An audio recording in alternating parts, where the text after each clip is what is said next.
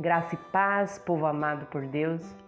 Alguns dias atrás, o Senhor falou comigo pela manhã enquanto eu orava a respeito de toda essa situação que nós estamos vivendo. E eu abri a palavra e saiu no livro de Joel, e assim como o Espírito Santo falou no meu coração, eu vou transmitir essa mensagem para você nessa hora. Joel capítulo 1. Esta, pois, é a palavra do Senhor que veio a Joel, nome que significa o Senhor é Deus, filho de Petuel. Ó anciões e autoridades, ouvi o que vos tenho a dizer. E todos os habitantes de Judá, escutai. Já ocorreu tal evento em vossos dias, ou mesmo nos dias dos vossos antepassados? Você já vivenciou um período como esse? Pois contai isso aos vossos filhos, e vossos filhos transmitirão a seus filhos, e os filhos destes às gerações vindouras. Isso tudo que está acontecendo servirá de testemunho, então contem para os seus filhos e para os filhos dos seus filhos. E a mensagem é: o que o gafanhoto cortador deixou, o gafanhoto peregrino comeu. O que o gafanhoto peregrino deixou, o gafanhoto devastador comeu. E o que o gafanhoto devastador largou, o gafanhoto devorador comeu. Você vê que é uma sucessão de destruições. O que um veio e fez de estrago, o outro veio e fez pior. É o que nós estamos vendo. Há um tempo atrás houve um vírus, uma gripe, algo que foi destruidor ao Brasil. Mas aí passou. E aí veio outro pior. E aí agora nós estamos vendo que está vindo outros vírus, outras mutações. E vem devastando e destruindo cada vez mais. Mas olha, embriagados, despertai e chorai. Todos que bebeis vinho, gemei por causa do vinho novo que foi tirado da vossa boca. Você vai ver que um pecado que é atacado diretamente aqui é a embriaguez. Na verdade, numa linguagem metafórica, essa embriaguez simboliza todo o egoísmo vivido pelas pessoas da época, de todos os segmentos sociais. Ali naquela época, as pessoas estavam egoístas, vivendo para si só. Assim nós estávamos, egoístas, cada um para si, ninguém ajudava ninguém, cada um por si, ninguém se importava com a dor do outro. E aí a palavra diz que o vinho novo foi tirado. O vinho novo fala de alegria, de festa. Não há mais festa, não há mais alegria. Porquanto uma nação poderosa e inumerável tomou conta da minha terra.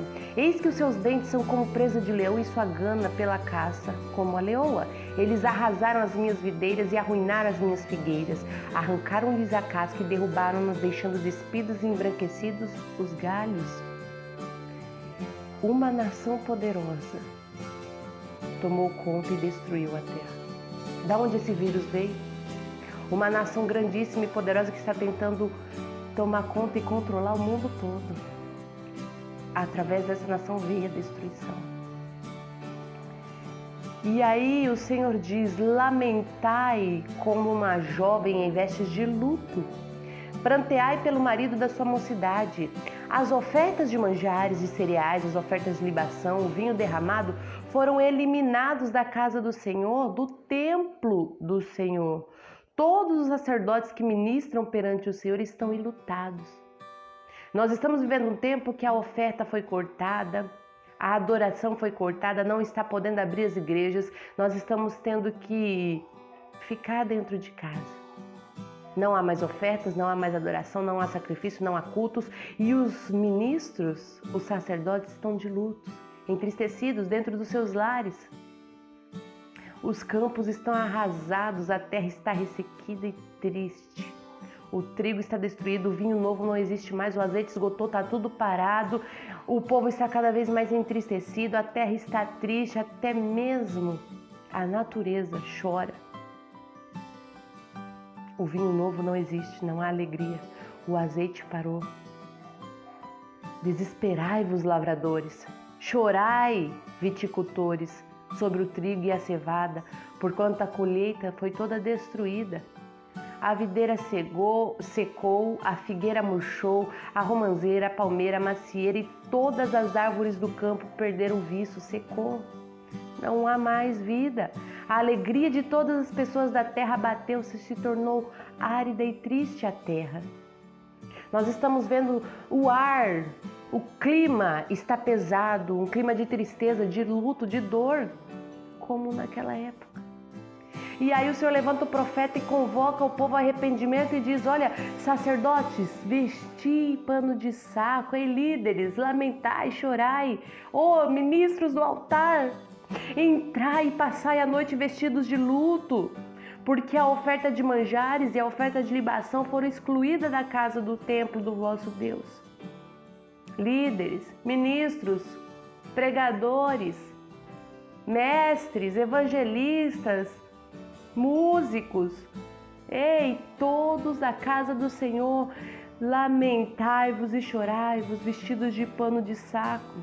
Decretai um jejum santo, convocai uma assembleia solene, reuni os anciões, líderes, todos moradores de Judá, da casa do templo do Senhor Deus, e clamai ao Senhor.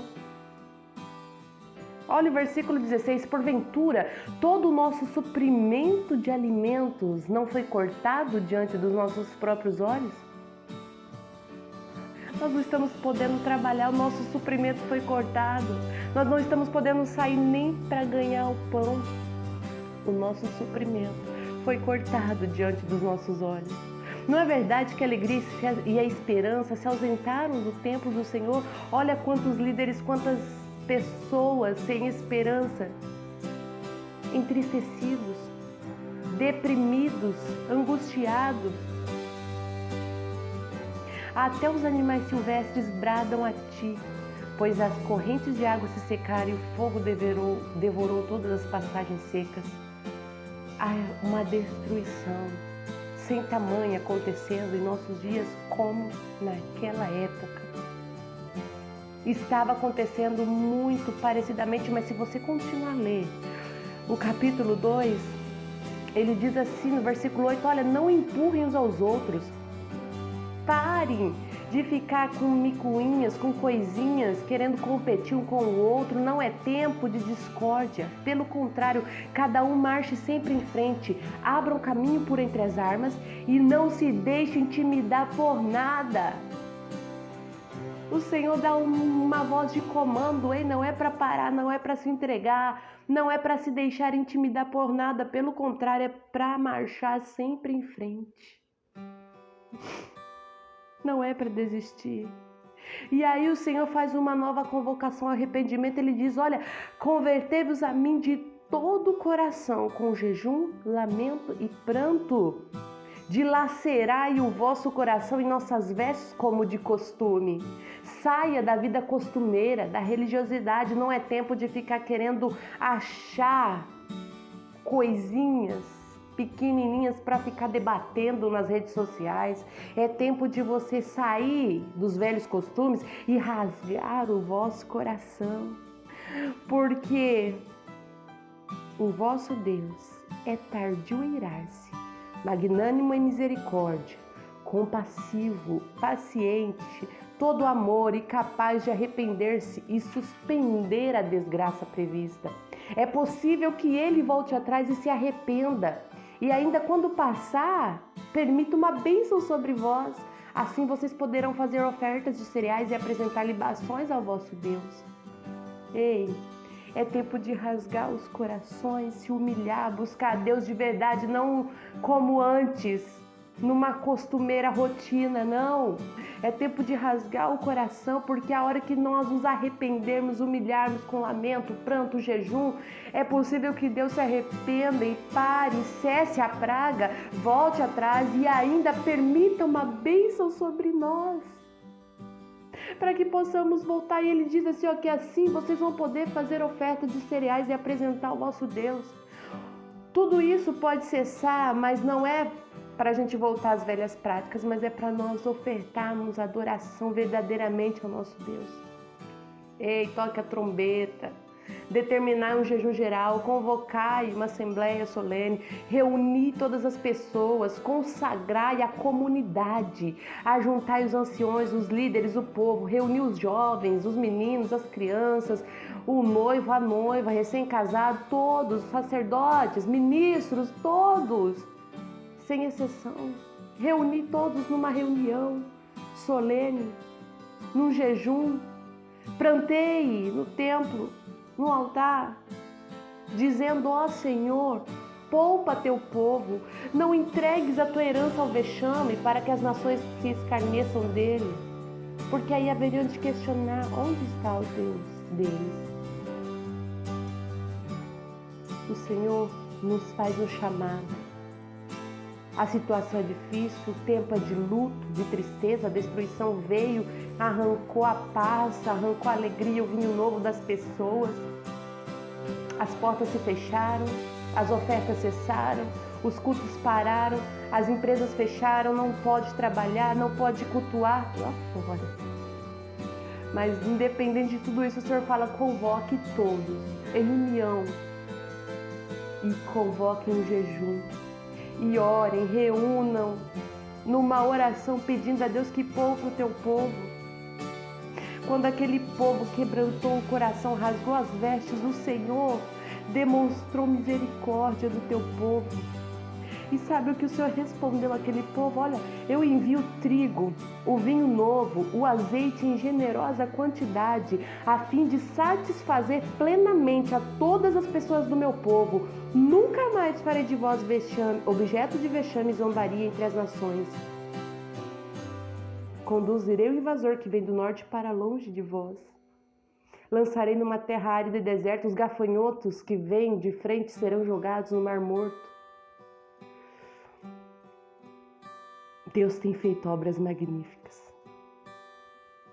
O Senhor convocou o povo ao arrependimento, e quando o povo se arrependeu, se reuniu em oração, em jejum e prantos, então o Senhor desceu a resposta, que estava trazendo vinho novo novamente, estava trazendo azeite, unção, avivamento. O Senhor fala que conduz aquela nação, sabe, grandona, que vem tentar destruir, para longe de vós.